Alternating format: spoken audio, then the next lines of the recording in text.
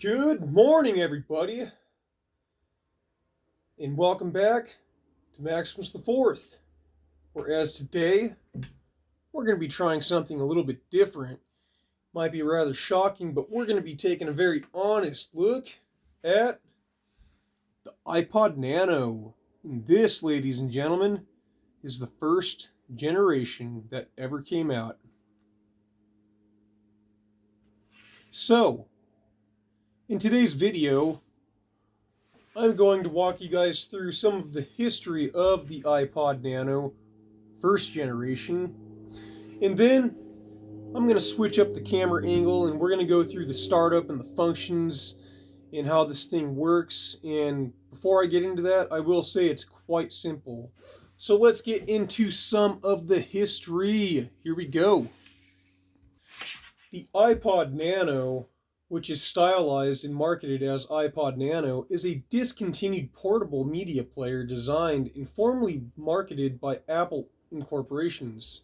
The first generation model was introduced on September 7th of 2005 as a replacement for the iPod Mini.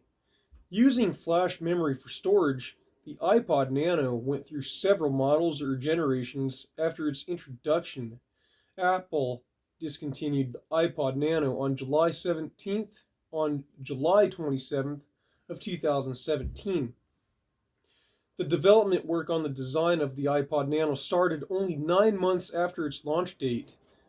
The Nano was launched in two colors, which was black and white, in two storage sizes, which held 2 gigabytes, which can upload roughly 500 songs, and 4 gigabytes, which can hold up to 1,000 songs.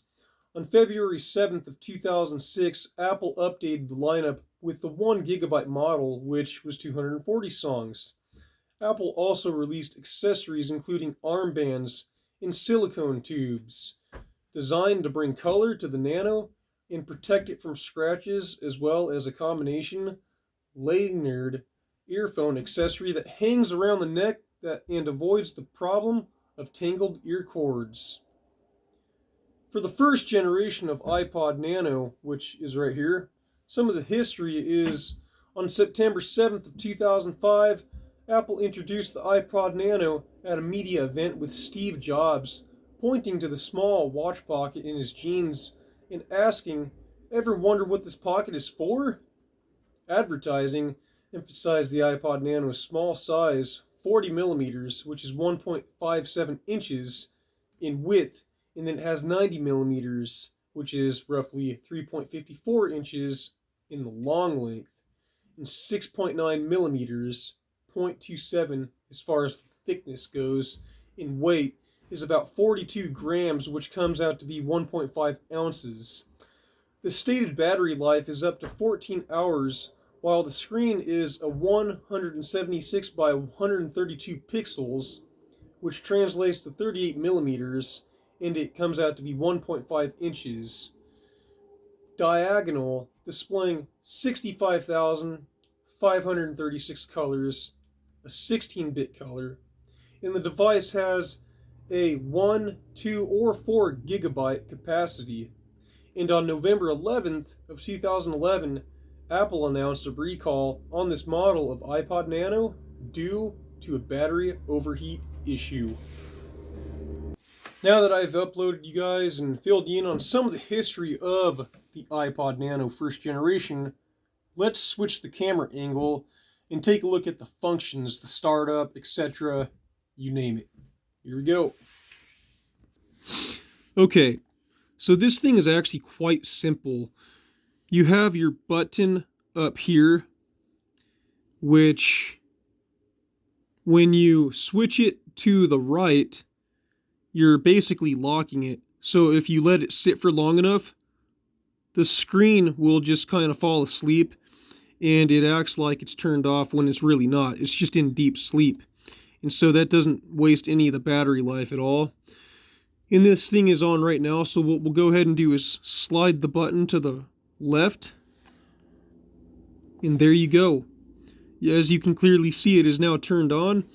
And the way it works is you have to rotate your finger on the pad like this, going counterclockwise or clockwise, and if you want to go back up, you have to go counterclockwise like this. And let's play with this a little bit. There's a, looks like a fast forward button on the right and on the left, but I'm pretty sure that that's to kind of skip to different tracks if you're on certain albums.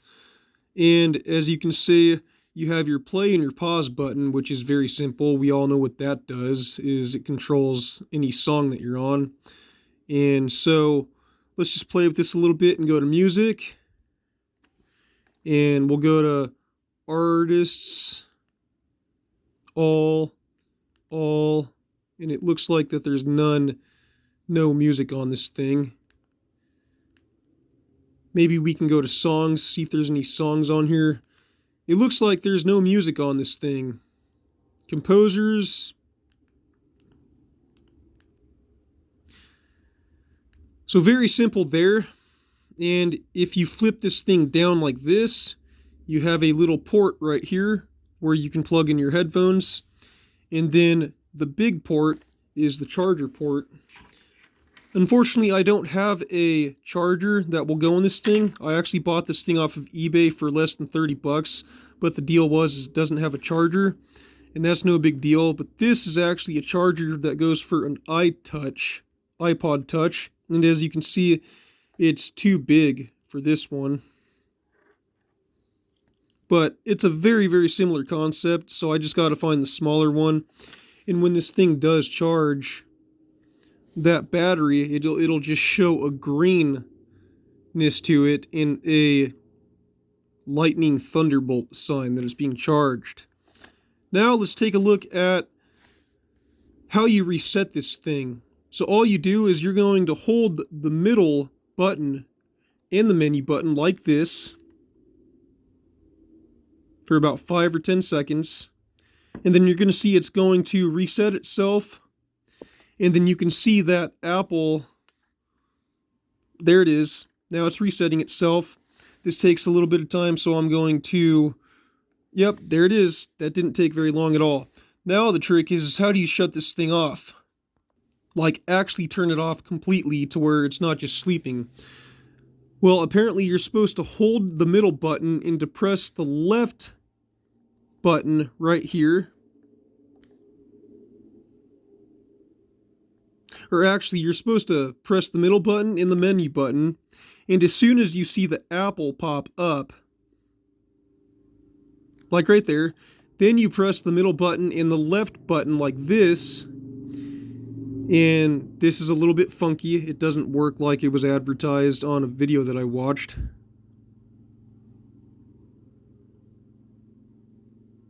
Hold on. See if I can figure this out. Okay, now let's do this again real quick. So you hold the middle and the top like this, and then just as soon as it goes black, you hit the middle and the left, and it's going to take you to this really freaking weird little menu thing that's like you're watching that 80s movie, War Games. And on this menu, when you shuffle your thumb around the wheel, it doesn't move the arrows. You have to press left or right, and in this case, because it's at the very top, you have to press right for that to go down. I don't know if you can see that arrow moving down or not, but apparently there's supposed to be a function that can make this go to sleep, and there's a reset function right here, and this one says sleep short, pattern test, HD spec, status, line in, playback, touch wheel ID, wheel test, power test, flash scan, key test, 5 and 1. I wasn't able to figure this out off camera because it was rather confusing, but let's just hit sleep short and see what happens. Okay. I think I literally just turned it off like I was trying to do off camera yesterday. So there you have it. I think that's how you actually turn it off for reals without it just being kind of falling asleep. So that's it, you guys. That's as simple as it gets when it comes to this iPod Nano first generation. If you really want to get a nice look at this, look at the back. You can see there's obviously scratches, but for something that didn't even cost me 30 bucks, that's a pretty darn good deal. And I was actually rather shocked how cheap these things are going for. And as you can see right here, it's 1 gigabyte. And let's go ahead and read what's on here. It says serial number. Well, we don't need to read that serial number, but it says designed by Apple in California, assembled in China. Model number is A1137, EMC number 2066, and it's rated 5 equals 30V, 1A max, TM, and C 2006 Apple Computer Incorporations, all rights reserved. And that, ladies and gentlemen, is pretty much all you need to know about the iPod Nano first generation. One thing that I wanted to point out when it comes to the charger, even though this is not the right size, it's the same concept, you will notice that most iPod chargers, they have what's called a USB port, in which you have to plug it into your computer in order for it to charge. You can, however, plug it into the wall if you have a cube outlet, a cube plug, you will be able to plug your USB cord into that cube, and then you can plug it into the wall. That's it, you guys. That was the iPod Nano first generation. You guys know what to do. If you guys are new here and you need something else to do, make sure you check out my video, Dr. Pepper Fantastic Chocolate official review. I will make sure to link that video down in the description of this video. And for all other extras, and even ways to help support this channel, it's all listed down in the description below. Maximus the Fourth here. As always, I thank you guys for watching, and I will see you next time.